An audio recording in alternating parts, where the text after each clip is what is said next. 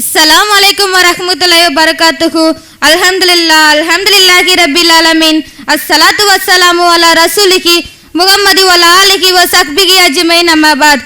களல்லாஹு தஆலா யா அய்யுஹல்லதீன ஆமனு தகுல்லாஹ ஹக்க துகாதிஹி வ லா தமுதுன்ன இல்லா வ அன்தும் முஸ்லிமூன். நவீனம் நவீனம் எதிலும் நவீனம் எங்கும் நவீனம். நவீனத்தின் பெயரால் உருவாக்கக்கூடிய விஷயங்கள் அதிகமாகவே இருக்கிறது. என்னதான் ஒரு பக்கம் உலகம் வளர்ந்து கொண்டிருக்கும் சந்தோஷப்பட்டாலும் அதே நேரத்தில் அதோட வளர்ச்சி கலாச்சாரத்தையும் வாழ்க்கை வழிமுறைகளையும் சீர்கெடுக்கிறது என்பது வருத்தமான விஷயமாக தாங்க இருக்கு. நல்ல விதைகளை பயிரிட்டால் தான் நல்ல விளைச்சல்களை பெற முடியும். நல்ல விதைகளை பயிரிட்டால் தான் நல்ல விளைச்சல்களை பெற முடியும். அதே போல் நவீனங்களை நல்ல முறையில் பயன்படுத்தினால் தான் பல நன்மையான விஷயங்களை அடைய முடியும். இதை பற்றி அல்லாஹ் தன் திருமறையில் 45வது அத்தியாயத்தில் 13வது வசனத்தில் கூறுகிறான், இந்த உலகத்திலேயே சிறந்த படைப்பாக மனிதன் அல்லாஹ் ரப்பில் ஆலமீன் படைத்ததினால் மனிதனுக்கு வானத்தில் உள்ளவையும் பூமியில் உள்ளவையும் அல்லாஹ் வசப்படுத்தி கொடுத்தான். மாஷா அல்லாஹ். எந்த உயிரினத்திற்கும் கொடுக்காத பேசக்கூடிய திறனையும் சிந்திக்கக்கூடிய ஆற்றலையும் மனித சமுதாயத்திற்கு அல்லாஹ் ரப்பில் ஆலமீன் கொடுத்ததின் மூலமாக நவீன சாதனங்கள் பலவற்றை கண்டுபிடித்துள்ளனர். மனிதர்கள் தகவல்களை பரிமாறிக்கொள்வதற்காக வழிபோக்கர் மூலமாக தொடங்கி தூது தபால் தந்தி புறாக்கள் மூலமாக கூட பகிர்ந்து கொள்றாங்க. அதற்கும் மேலாக அபரிவிதமான வளர்ச்சி அடைந்ததன் காரணமாக 2G 3G 4G 5G வரைக்கும் நவீனங்கள் பற்பல முன்னேற்றங்களை அடைந்துள்ளது. இதில் பல நன்மைகள் இருந்தாலும் தீமைகளின் பாதிப்புகள் அதிகமாகவே இருக்கிறது. இவ்வாறு இசை கேட்பதும் ஹராம் தான், இசை கருவி இசைப்பதும் ஹராம் தான்.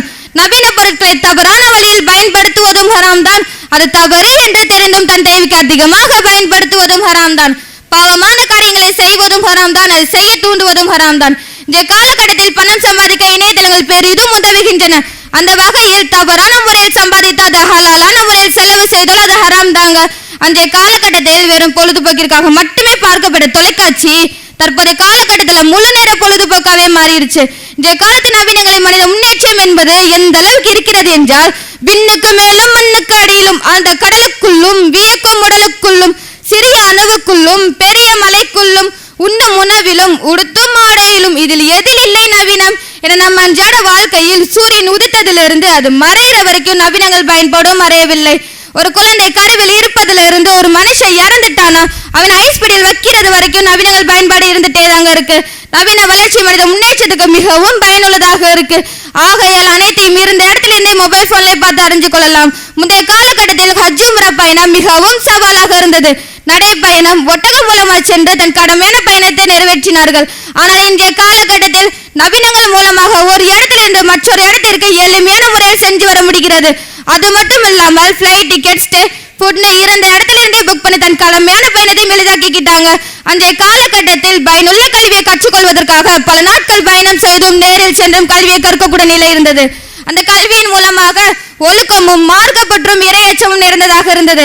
ஆனால் இன்றைய காலகட்டத்தில் நவீனங்கள் மூலமாகவும் நவீன சாதனங்கள் மூலமாகவும் இருந்த இடத்திலிருந்து எளிமையான முறையில் online class, YouTube, Zoom meeting, Byju's போன்ற வலைத்தளங்களை கற்றுக்கொள்கிறார்கள். இவ்வாறு எளிமையான முறையில் கிடைத்து விட்டதால் நன்னடத்தையோ ஒழுக்கமோ கட்டுப்பாடுகளோ மதித்து நடத்தலோ இவை அனைத்தையும் சரியான முறையில் கற்றுக்கொள்கிறார்களா என்றால் கேள்விக்குறியாக தாங்க இருக்கு. அந்த காலத்து பெண்கள் தங்கள் வேலைகளை தங்கள் கைப்பட செய்து கொள்வார்கள். அம்மியில் அரைத்தல், உரலில் மாவாடுதல், துணி துவைத்தல் போன்ற வேலைகளை செய்தார்கள். அது மட்டுமின்றி உணவுகளில் பார்த்தால் கம்பு, கேழ்வரகு, திணை, ராகி போன்ற சத்தான உணவுகளை உண்டும் ஆரோக்கியமாகவும் நிம்மதியாகவும் வாழ்ந்தார்கள். ஆனால் இன்றைய காலகட்டத்தில் நவீன வளர்ச்சியால் உருவான மிக்சி, கிரைண்டர் போன்ற கருவிகளை பயன்படுத்தி மக்கள் தங்கள் நேரத்தை பெருமளவு மிச்சம் செய்தாலும் அந்த நேரத்தை வீணாக பயன்படுத்தக்கூடியவர்களாக இருக்கிறார்கள். இன்னும் ஒருபடி மேலே சென்று ஃபாஸ்ட் ஃபுட் என்ற துரித பெயரில் இருக்கக்கூடிய உணவுகளை ஆர்டர் செய்து உண்கிறார்கள். அந்த உணவில் எதை கலக்கிறார்கள், எவ்வாறு செய்கிறார்கள் என்று கூட தெரியாமல் அந்த உணவை உண்பதால் இரத்த அழுத்தம், புற்றுநோய், மாரடைப்பு, சுகர் போன்ற நோய்களும், இளம் பெண்களுக்கு மாதவிடாய் பிரச்சனை, கர்ப்பப்பை நீர்க்கட்டி, இயற்கையான முறையில் கருத்தெடுத்தல் இல்லாமல் செயற்கையான முறையில் குழந்தை பெற்றெடுத்தல், கர்ப்பப்பை புற்றுநோய் போன்ற எண்ணில் அடங்காத நோய்களும் இல்லை பல துரித உணவுகளை உண்பதால் ஏற்படுகிறது. இதனால் மக்கள் மிகவும் சோம்பேறியாகிவிட்டார்கள். இவை மட்டுமல்ல, நவீனங்கள் விஷயங்களில் மனிதர்கள் தாக்கம் அதிகமாகவே இருக்கிறது. அந்த காலகட்ட விளையாட்டுகளில் கபடி, கிட்டிப்புலி, கொக்கோ, ஓட்டப்பந்தயம் போன்ற உடலுக்கு ஆரோக்கியம் அளிக்கும் விதவிதமான விளையாட்டுகள் இருந்தன. ஆனால் இன்றைய காலகட்டத்தில் நவீனங்கள் மூலமாக எளிமையான முறையை எடுக்க முடிகிறது. இது பாதிப்பாக கொலை, கொள்ளை, தற்கொலை போன்ற செயல்களில் ஈடுபடுகிறார்கள். அது மட்டுமின்றி முதலில் சிறிய விளையாட்டாக ஆரம்பித்து இறுதியில் பெரிய அளவிலான சைபர் கிரைம், ஹேக்கிங் போன்ற செயல்களின் மூலம் மக்களின் தனிப்பட்ட விஷயத்தையும் திருடுகிறார்கள். நவீனங்களின் தாக்கம் நம் அன்றாட வாழ்க்கையில மட்டுமில்லைங்க, மருத்துவத்திலும் விட்டு வைக்கவில்லை. அந்த காலகட்டத்தில் அறுவை சிகிச்சையின் போது மனிதர்களுக்கு உணர்வு இருக்கும்பதை மேற்கொள்வார்கள். அதனால் வலியும் வேதனையும் வேண்டுமென்றால் குறையலாம். ஆனால் மரணம் வரை அந்த வலி இருந்து கொண்டேதாங்க இருக்கும். ஆனால் இன்றைய காலகட்டத்தில் அறுவை சிகிச்சையின் போது மனிதர்களுக்கு உணர்வு இருக்கும்பதை மேற்கொள்வார்கள். அதனால் வலியும் வேதனையும் வேண்டுமென்றால் குறையலாம். ஆனால் மரணம் வரை அந்த வலி இருந்து கொண்டேதாங்க இருக்கும். ஆனால் இன்றைய காலகட்டத்தில் நவீனங்கள் மூலமாக அறுவை சிகிச்சையின் போது அதை மறுத்து போக செய்து வலியையும் வேதனையும் எளிதாக்கிக்கிறாங்க. அதே சமயத்தில் பெண்கள் கருவுற்ற பின்ன குழந்தை ஆனா பெண்ணா என்று கருவிலையே அழித்து விடுகிறார்கள். அழகிற்காக அடுத்தவனை பார்ப்பதற்காகவும் அந்நியான்களை கவர்வதற்காகவும் அல்லாஹ் கொடுத்த உருவத்தை மாற்றி அமைத்துக் கொண்டு இந்த நவீன காலத்தில் நவீன பொருட்களை பயன்படுத்தி laser treatment, skin surgery, face surgery போன்ற செயல்களிலும் ஈடுபடுகிறார்கள். இயற்கையாக அல்லாஹ் கொடுத்த உருவத்தை மாற்றி அமைத்துக் கொண்டு தவறான வழியிலும் செல்கிறார்கள்.